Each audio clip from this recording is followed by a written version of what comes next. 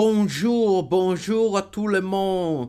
Bonjour à tout le monde. Nous sommes à commenter la partie du siècle, mon ami. La partie la plus belle de l'Europe, de le football international. Le leverage de l'escadre in cette partie où level supérieur, mon ami, le level supérieur.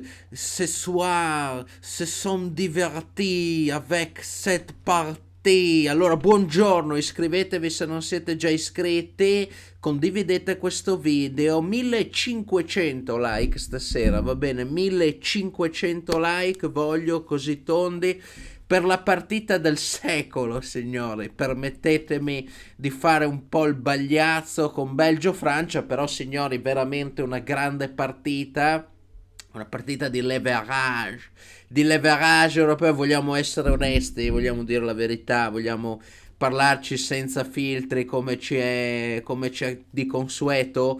Se uno guarda i valori sulla carta, questa doveva essere la finale dell'europeo, dai, inutile girarci attorno, fare melina, retorica. Se uno guarda i valori sulla carta, questa doveva essere la finale di Euro 2020. Poi, per carità, ci sono state le evoluzioni dell'Italia e l'Inghilterra che attraverso il gioco sono emerse. C'è una Spagna che, vista ieri, ha veramente una piccola accademia di giovani terribili che va tenuta sott'occhio e sott'olio anche. Però stasera, signori, si è vista una partita che sembrava veramente quella della PlayStation, sembrava una partita dell'Atari, del Commodore 64, sembrava, perché veramente una partita sembrava Ronaldo v Football, sembrava Pro, sembrava una partita veramente di livello devastante, divisa equamente a metà, con un Belgio nel primo tempo che sfrutta le sue grandi caratteristiche, un mix di tecnica e velocità, ma poi ci veniamo a petare un po' il Belgio, e la Francia che, essendo anche a mio avviso sulla carta più forte, cioè, anche se il Belgio uno legge i nomi e leggi De Bruyne, Hazard e Vertonghen, la difesa, per carità, e resti storto anche a leggere il Belgio. Però la Francia per me è più forte sulla carta perché i suoi campioni, cioè i giocatori più forti della Francia, hanno una mentalità più vincente, e perché ha maggior gioventù, anche una maggior forza mentale rispetto al Belgio. Quindi io credo che il giudizio sia giusto, e poi la differenza l'ha fatta anche la panchina, e ci veniamo. Dicevo, primo tempo il Belgio bene. Belgio è anche una squadra un po' sfigata, perché poi spesso fa delle grandi prestazioni ma queste non vengono premiate. Belgio che nel primo tempo fa un'ottima prestazione, la Francia che subisce abbastanza il colpo. Poi nel secondo tempo qui c'è la colpa più grande del Belgio, che è quella di fare sta tattica ultra difensiva, di catenaccio e ripartenza sul 2-0, che è una cosa che non va mai fatta. Non va mai fatta, cioè ci sono... È una cosa propria del calcio moderno, questa è degli ultimi anni. Spesso ci sono allenatori che sul 2-0, poi ci sono anche i fenomeni che la considerano chiusa sull'1-0 e iniziano a difendersi dopo aver fatto un gol, no?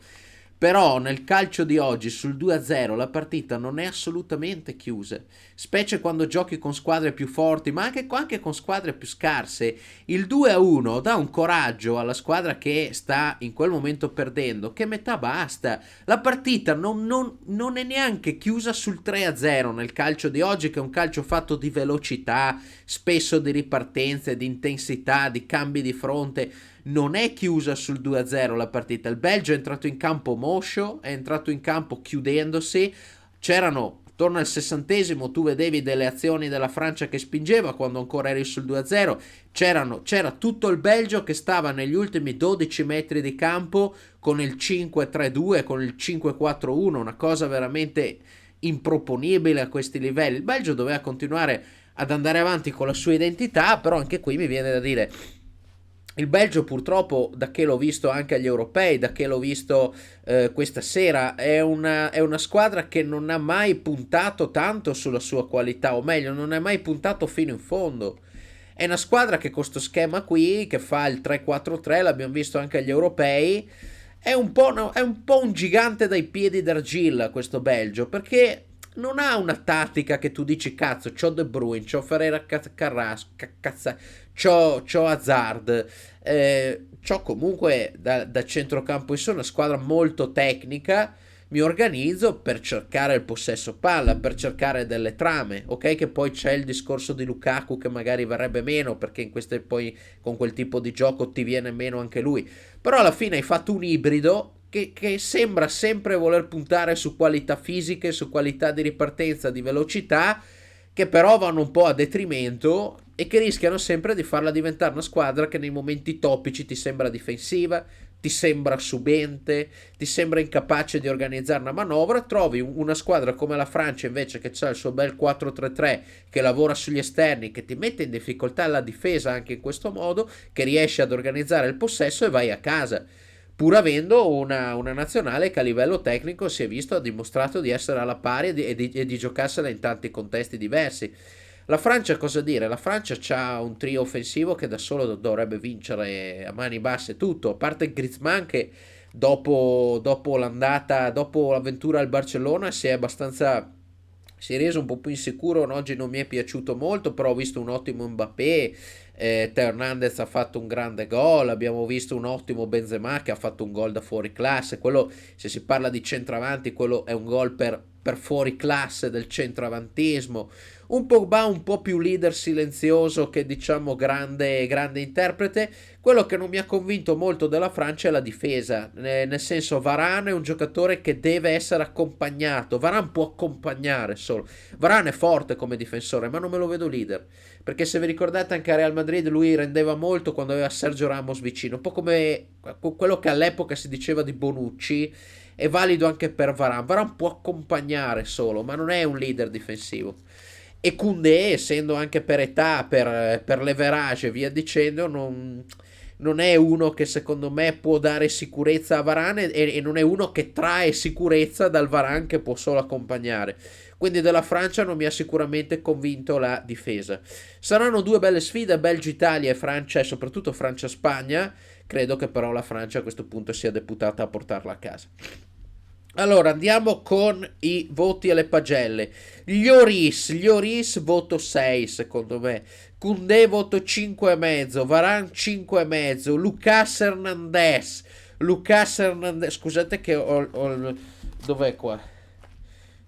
Dov'è? Niente. Dicevo Lucas Hernandez, meglio Teo, però gli diamo un 6 più. Pavard mi è piaciuto molto, 6,5. Pogba 6 più, Rabiot gli diamo un 6, ok?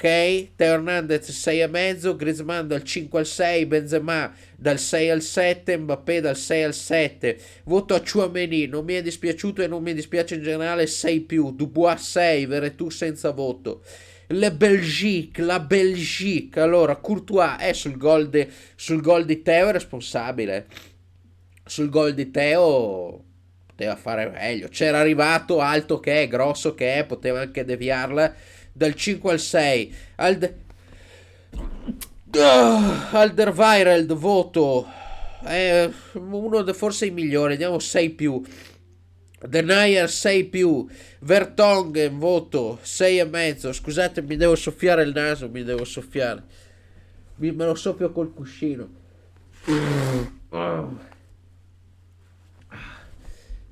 Ecco qua. Allora, dicevo, Vertonghen voto 6,5. Castagno, anche per la rabbia che ci ha messo dentro. Castagno, ma insomma, può fare di meglio, 6. Witzel, ma Witzel è calato come tutta la squadra, ma è calato per le indicazioni sbagliate di Martinez che gli sono state date, gli do 5,5. Tielemans 5 più. Ferreira Carrasco 6,5. De Bruyne voto 6 più. Lukaku, ma ha fatto anche una bella partita, ha fatto un gol, il secondo gol era in fuorigioco, secondo tempo un po' calato Lukaku, a parte il gol che ha fatto, ma vi ripeto era in fuorigioco, ha fatto quella serpentina lì tipo Ronaldo che non è andata a buon fine, lui è un altro. Infatti questo Belgio è cablato su di lui perché Lukaku è bravo quando giochi di ripartenza, giochi di velocità, quando puoi dargli la palla lui si appoggia e fa appoggiare. Però diciamo che è una cosa che nel Belgio avvantaggia lui ma penalizza la squadra. Ha penalizzato la squadra in questi anni, secondo me, questo tipo di gioco. E quindi a Lukaku io gli do 6 più per il gol, secondo tempo però non mi è piaciuto molto. Ed è Hazard, stesso discorso, gli do 6 più. Voto agli altri che sono entrati dalla panchina: Van Aken 5 dal 5 al 6, Trossard dal 5 al 6, Batshuayi senza voto. Voto agli allenatori: Martinez dal 5 al 6, voto a Deschamps 6 più. Ditemi cosa ne pensate, un caro saluto.